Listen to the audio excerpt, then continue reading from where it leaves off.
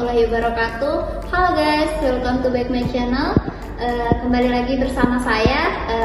So today kami akan bersharing mengenai profesi apoteker, dan tentunya kami di sini sudah kedatangan narasumber kami yang sangat luar biasa, yaitu salah satu dosen sekaligus apoteker di Prodi Farmasi Fakultas Kedokteran dan Ilmu Kesehatan Universitas Hairun.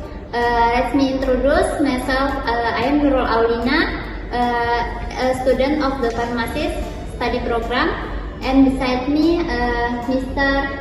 Apoteker Muhammad Zulfian S. From and From.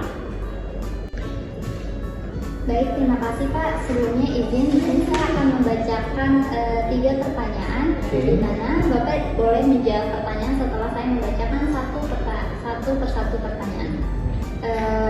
So, for the first question, what motivation you to become a pharmacy doctor, and what challenge do you face?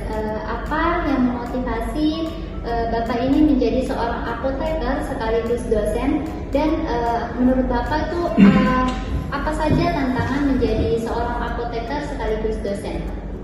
Oke.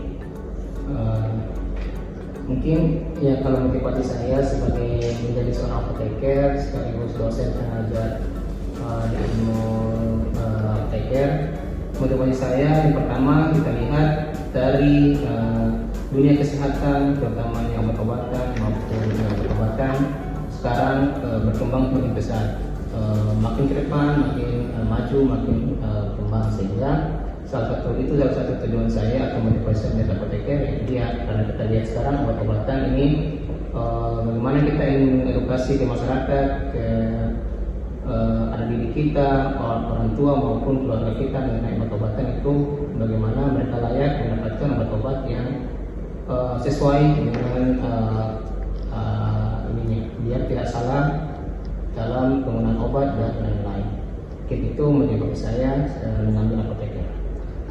Terus bagaimana Pak tantangan Bapak nih, tantangan yang paling menantang menurut Bapak menjadi seorang apoteker sekaligus dosen di ya, tantangan ya itu dia tadi, salah satunya tantangan kita sebagai apoteker ya itu tadi, kalau masalah obat kita tantangannya itu bagaimana kita ingin menjaga agar kualitas obat maupun pemberian obat kita ke masyarakat maupun ke orang sakit itu dia harus sesuai dengan bagaimana mestinya, gitu. Sehingga motivasi kita bagaimana kita tantangannya kita sangat berat, yaitu dia bagaimana kita bisa memberi pengarahan maupun motivasi suatu pasien untuk cara minum obat yang baik sehingga kita obat yang itu sesuai dengan tujuannya, maksudnya tidak salah dalam pemberian obatnya. Itu dia yang sangat susah. Itu banyak kan pasien kan minum obat tidak sesuai, tidak rutin, itu yang menyebabkan sehingga susah untuk penyembuhannya sangat susah. Kalau tantangannya untuk mahasiswa itu dia tadi susah juga, kita harus memberi motivasi ke mahasiswa bagaimana agar bisa menjadi seorang apoteker yang kelak bisa menjadi seorang apoteker yang baik dan sesuai dengan tujuan. Baik Pak, untuk pertanyaan for the second question, untuk pertanyaan kedua yaitu, have you ever felt like giving up in the part of pharmacy? What keeps you going? Apakah Bapak ini pernah merasa ingin menyerah selama di bidang farmasi, dan apa yang membuat Bapak ini bertahan di bidang farmasi ini Pak? Oke, kalau mau dibilang kita tadi merasa telah Bapak merasa bertahan kenapa bertahan di bidang farmasi? Ya, kadang kita tuh merasa juga jenuh, lelah dalam pekerjaannya kita, tapi itu tadi kembali ke nilai motivasinya kita, kenapa kita memilih menjadi seorang apoteker, yaitu tadi yang membuat kita kembali semangat untuk bekerja dengan profesinya kita, karena kita memiliki motivasi untuk memberikan motivasi kepada membantu masyarakat masyarakat dalam bidang pengobatan. Terus kalau untuk motivasi saya sebagai dosen farmasi itu tadi menjadi gimana kita membimbing seorang mahasiswa menjadi sukses itu menjadi motivasi bagi kita, apalagi kedepannya mereka akan menjadi orang yang sukses, maka kita juga akan sukses.